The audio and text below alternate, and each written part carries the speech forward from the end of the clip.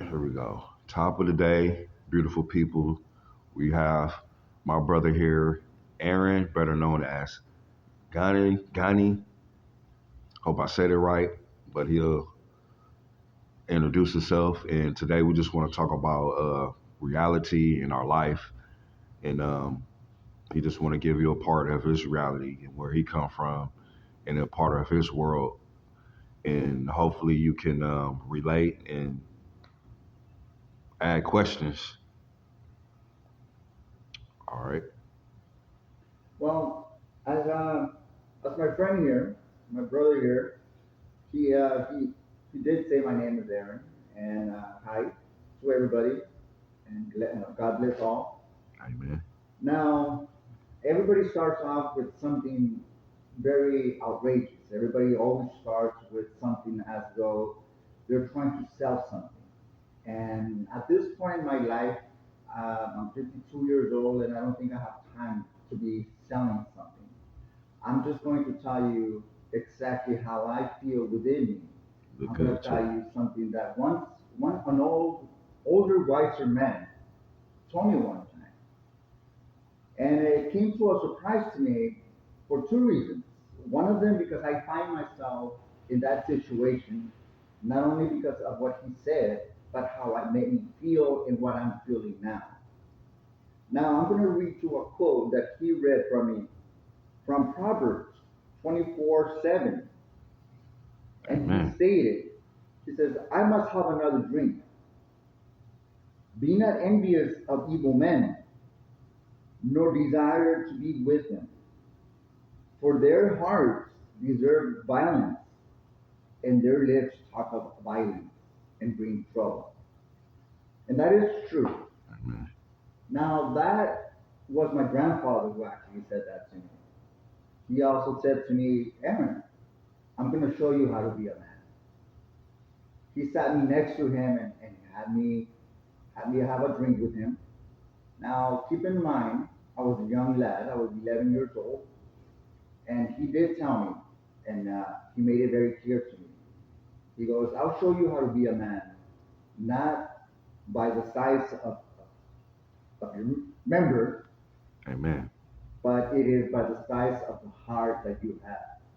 One of them, he said, when you recognize your mistakes and you know of your mistakes and you apologize to the person that you love, that you messed up, excuse my French as they say, but when you fuck up and you apologize to that, Right. that makes you a man. Right. He continued to tell me that he has seen many battles, but he has never seen a king kneel in front of his people. And that brought me to the point where in my life, I went through that. Now, it's been difficult for me to comprehend that for two reasons. One, because I was at war. And there is nothing more than ridiculous than for me to want to stop time, to me to stop the world. It sounds funny. Yeah, it does. It sounds funny in many ways. Perhaps you might ask me why. Well, I live in a transitional housing center. And from where I'm at, I'm surrounded by different kinds of roads.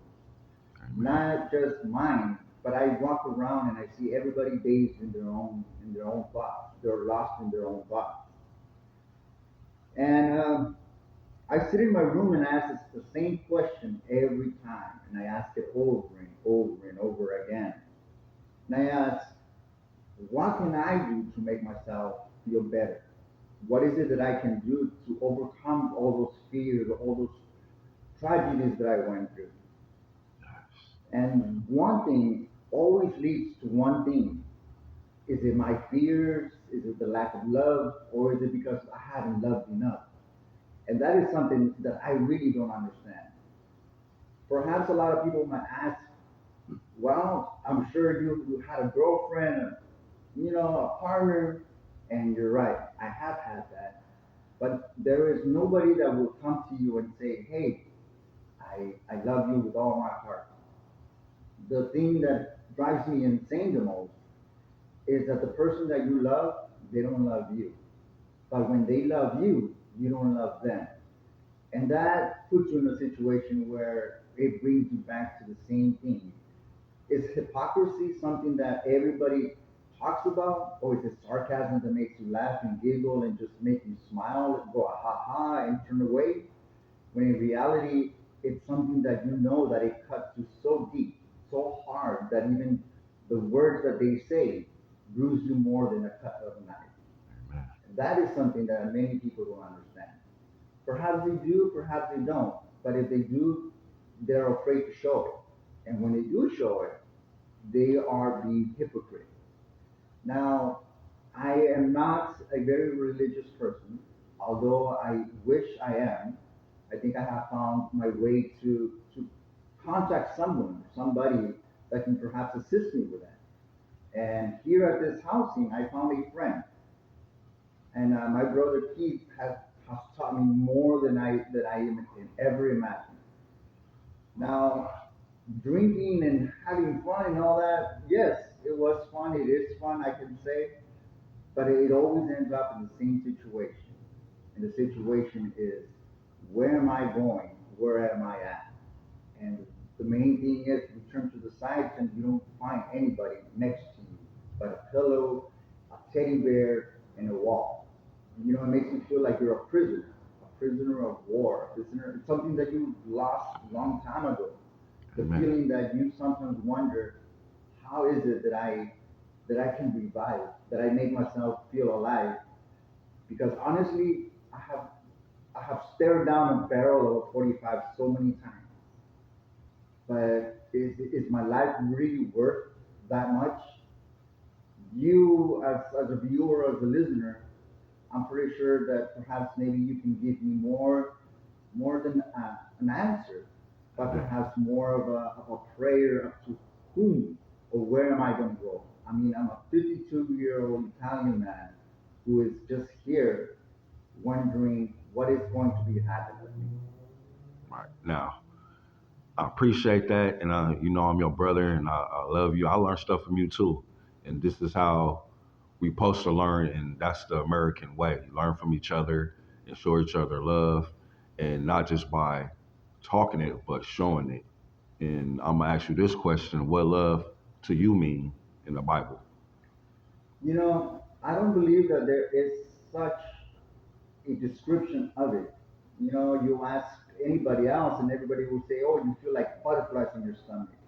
And to me, it's a simple laughter, a simple. You know, I don't think that anybody can show that because when you do something to force somebody, if you're doing it because you're not expecting anything in return but a simple smile, a simple thank you. Amen. That to me would be love. Amen. That's love.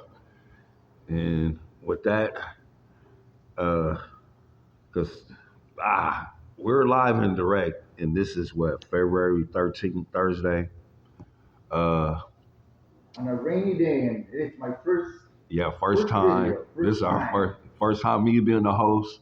First time my guy on video, and this is done with love. And this is what love do. It creates, and that's like my guy said. It's a different variations of love, and we're just trying to create more love and show more love out here. So all I can say is that I welcome any suggestion, any opinion, any greatness that there is out there. It would be welcome within my heart.